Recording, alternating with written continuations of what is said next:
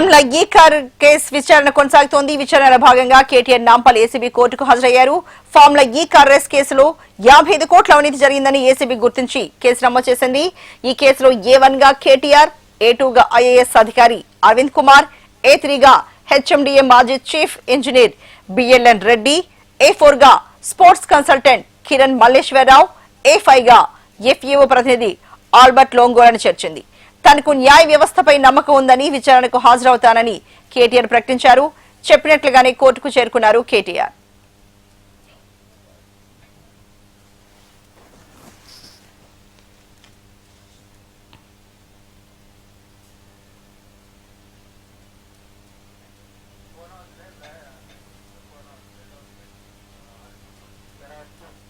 ఈ దేశకు సంబంధించి మరింత తాజా సమాచారాన్ని మా ప్రతినిధి అరుణ్ అందిస్తారు. అరుణ్, అర్చన, ఏదైతే ఫార్ములా ఈసార్ రేస్ సంబంధించి ఇవాళ నుంచి కూడా ఏసీబీ కోర్టులో అయితే విచారణ అయితే కొనసాగుతుంది. అయితే ఇప్పటికే నంపల్లి ఏసీబీ ప్రత్యేక కోర్టులో కూడా ఈ కేసు అయితే ఈ ఫార్ములా రేస్ సంబంధించి అయితే విచారణ పురుషుల ప్రారంభం చెప్పవచ్చు. ముఖ్యంగా ఈ కేసులో A1 గా ఉన్నటువంటి బీఆర్ఎస్ వర్కింగ్ ప్రెసిడెంట్ కేటీఆర్ ఇప్పటికే హాజరయ్యారు. అదేవిధంగా A2 గా ఉన్నటువంటి ఐఏఎస్ అధికారి అరవింద్ కుమార్, A3 గా ఉన్నటువంటి హెచ్ఎండిఏ మాజీ చీఫ్ ఇంజనీర్ బిఎల్ఎన్ రెడ్డి కూడా ఇప్పటికైతే విచారణకైతే హాజరు అయితే జరిగింది. దాదాపు గంట నుంచి కూడా లోపల విచారణ అయితే కొనసాగుతుంది. నిజంగా ఈ కేసు నుంచి ఇప్పటికే కీలక దశకు చేరుకుందని చెప్పుకోవచ్చు. అయితే ఏసీబీ కోర్టు ఈరోజు హాజరు కావాలంటే కూడా ఇప్పటికే ప్రత్యేక సంబంధం అయితే జారీ చేసిన నేపథ్యంలో ఇక దిశపడుచుకుని BRS working president KTR ACB కోర్టుకు అయితే హాజరయ్యారు. లోపల విచారణ అయితే కొనసాగుతుందని చెప్పవచ్చు. ముఖ్యంగా ఈ కేసు సంబంధించి అయితే 2023 ఫిబ్రవరిలో మొదట ట్యాంక్ వేదికగా ఏ కార్ రేస్ అయితే నిర్వహించడం అయితే జరిగింది. తర్వాత రెండో రేసుకు సంబంధించి ఏర్పాట్ల సమయంలోనే వివాదం అయితే తెరపైకి అయితే వచ్చింది. ముఖ్యంగా హెచ్ఎండిఏ నుంచి ఫార్ములా ఈ ఆపరేషన్ సంస్థకు దాదాపు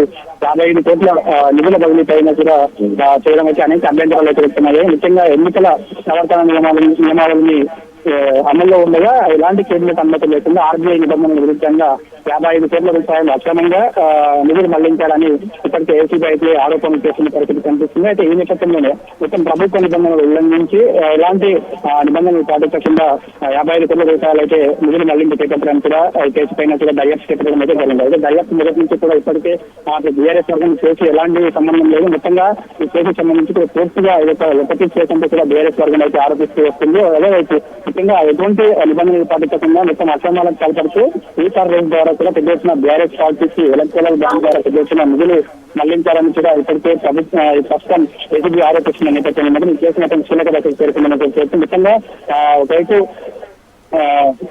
విచారణ దశ కొనసాగుతుండగా మరోవైపు మాత్రం ప్రస్తుతం అధికారంలో ఉన్నటువంటి పార్టీ కూడా పెద్ద ఎత్తున ఆరోపణలు అయితే చేస్తున్నట్టు ముఖ్యంగా ఈ కేసు నుంచి కూడా దాదాపు ఎస్ఎండిఏ నిధుల నుంచి మొత్తం 55 కోట్లు ఆరోపణలు 55 కోట్ల రూపాయలు కూడా పెద్ద ఎత్తున బదిలీ జరిగినట్లయితే చెప్తుంది. అది ముఖ్యంగా అధికారిక రికార్డులు లేకుండా ఖర్చులు చేసి ఆడిట్ తప్పించే ప్రయత్నం చేశారన్నది కూడా ఏసీబీ అయితే అభిప్రాయం అయితే వ్యక్తం చేస్తుంది. మొత్తం 3 విధంగా ఖర్చులకు సంబంధించి ఒకే రేసుకు చూపించి మొత్తం కేబినెట్ ఆమోదానికి కూడా తప్పించుకున్నారన్నటువంటి ఆరోపణలు కూడా వినిపిస్తున్నాయి. అయితే ఆర్బీఐ నిబంధనలు పన్ను విధానాలను కూడా ఉల్లంఘించి విదేశీ సంస్థలకు నిధులు బదిలీ చేశారన్నటువంటి అభియోగం కూడా దాఖలు చేసిన మొత్తం ఈ కేసుకు సంబంధించి ఇప్పటికే దఫదఫాలుగా ఏపైగా ఉన్నటువంటి నిధుల వరకు కూడా అందరినీ కూడా ఏసీబీ విచారణ చేసి మొత్తం ఛార్జ్ షీట్ ఫైనల్ చేసి కోర్టుగా ప్రకటించింది. ఈ నేపథ్యంలో ఈ రోజు అందరూ కూడా వ్యక్తిగతంగా హాజరు కావాలంటే కూడా ఏసీబీ కోర్టు అయితే సంబంధం జారీ చేసిన నేపథ్యంలో కూడా ఒక్కొక్కరుగా వ్యక్తిగతంగా హాజరవుతున్న పరిస్థితి అయితే కనిపిస్తుంది. మొత్తంగా దాదాపు గంట సేపటి నుంచి ఇప్పటికే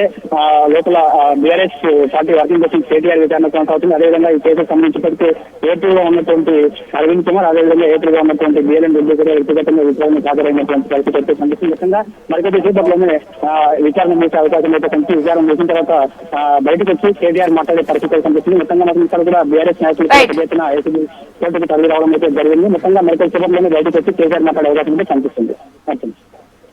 right Arun, thank you so much.